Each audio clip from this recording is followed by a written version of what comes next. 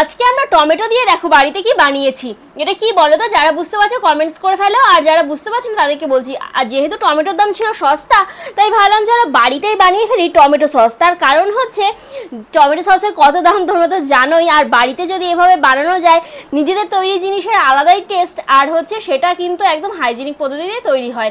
তার জন্য তো এখানে আমি টমেটোগুলো ভালোভাবে ধুয়ে নিয়েছি আর এভাবে কেটে নিলাম। কেটে আমি একটা কড়াইয়ের মধ্যে দিয়ে দিলাম, আর গ্যাসের ফ্লেমটা মিডিয়ামে রেখে আমি একটা ঢাকা চাপা দিয়ে দিলাম। তোমরা চাইলে এখানে কিন্তু জল দিয়েও এটাকে সেদ্ধ করে নিতে পারো, বাট আমি এক্সট্রা করে কোনো জল এখানে ব্যবহার করিনি। দেখো কতটা জল বেরিয়েছে, এই জলেই কিন্তু এটা সেদ্ধ হয়ে যাবে আস্তে আস্তে। এরকম ঢাকা দিয়ে দিয়ে আমি সুন্দরভাবে এটাকে সেদ্ধ করে নিয়েছি, আর তারপরে এটাকে এবারে নামিয়ে নিতে হবে। আর নামিয়ে নেওয়ার পরে এটাকে হালকা ঠান্ডা হয়ে গেলে একটা মিক্সিং জারের মধ্যে নিয়ে এটাকে ভালোভাবে একদম ব্লেন্ড করে নিতে হবে, যেন একদম মিহি একটা পেস্ট তৈরি হয়। আমার টমেটোটার পেস্ট কিন্তু রেডি হয়ে গেছে। এবারে একটা বাটির ওপরে একটা মশারি চাপিয়ে দিলাম, আর চাপিয়ে দিয়ে তার উপরে যে বেটে রাখা টমেটোটা সেটাকে দিয়ে দিলাম। এবারে এটাকে ভালোভাবে ছেঁকে নিতে হবে, মানে ছেঁকে নিতে হবে।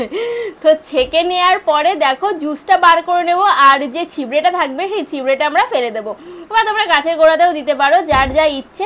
তো এইভাবে ভালোভাবে চিপে নিয়েছি, আর এভাবে আমার কিন্তু 2 বাটি হয়েছে যতটা আমি টমেটো নিয়েছিলাম। দেখো 2 বাটি এখানে উনুন জ্বালিয়ে কড়াইতে চাপিয়ে দিলাম, আর তারপর এটা ফুটতে যখন শুরু করলো আমি এখানে কিছুটা কাশ্মীরি লঙ্কার গুঁড়ো দিয়ে দিলাম, আর দিয়ে দিলাম একটুখানি রেড ফুড কালার। এটা বুশের রেড ফুড কালার, তোমরা যে কোনো ভালো মানের ফুড কালার কিন্তু ব্যবহার করতে পারো। এবারে অল্প একটু চিনি দিতে হবে, অল্প একটু চিনি দিয়ে ভালোভাবে এটাকে সুন্দর করে এবার নাড়িয়ে নাড়িয়ে মিশিয়ে নিতে হবে, আর ফুটতে দিতে হবে। দেখো কত সুন্দর ফুটে এসেছে। এটাকে কিন্তু ফোটাতে ফোটাতে অনেকটাই গাঢ় করতে হবে, যেন এই এক্সট্রা জলটা কিছুই না থাকে। আর কিভাবে চেক করতে হবে সেটা তো তোমাদের দেখাবোই। তার আগে যেটা দিতে হবে সেটা হচ্ছে সামান্য পরিমাণ ভিনিগার এখানে দিতে হবে।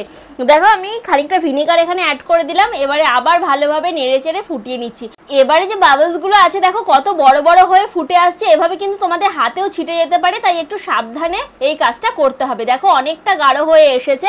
তবে এবারে আমাদের যেটা করতে হবে, চেক করতে হবে একটা শুকনো বাটিতে এভাবে নিয়ে যে জল ছেড়ে আসছে কিনা। যখন দেখবে যে না জল ছেড়ে আসছে না, পুরোটাই গাঢ় রয়েছে, তখন ভাবে আমাদের পারফেক্ট কিন্তু টমেটো কেচাপ তৈরি হয়ে গেছে। দেখো কত সুন্দর কালার এসছে আর কত সুন্দর লাগছে দেখতে। তো এটাকে একটা এয়ারটাইট কন্টেনারে বা একটা কাচের বয়মে আমরা স্টোর করতে পারি। আমি ফ্রিজে স্টোর করে রেখেছিলাম। দেখো পাপাইকে এখন ডিমের টোস্ট করে দিয়েছি, আর তার সাথে দিয়ে দিলাম সসটা। পাপাই দেখো শুধু শুধু সসটা খাচ্ছে, আর এই সসটা খেতে কিন্তু খুবই টেস্টি। একদম বাড়িতে বানানো যে কোনো জিনিস কিন্তু খেতে সবসময় ভালো হয়, আর সেটা হেলদিও হয়। তোমরা তাহলে বাড়িতে এভাবে টমেটো সস বানিয়ে কিন্তু সংরক্ষণ করে রেখে দিতে পারো অনেক দিনের জন্য। তাহলে চলো আজকে এখানে ভিডিওটা শেষ করছি। সবাই ভালো থাকবে, সুস্থ থাকবে, দেখা হয় পরের ভিডিওতে। আর কেউ এর আগে এভাবে টমেটো সস বাড়িতে বানিয়েছো কিনা, কেমন টেস্টি হয়েছিল অবশ্যই সেটাও জানিও।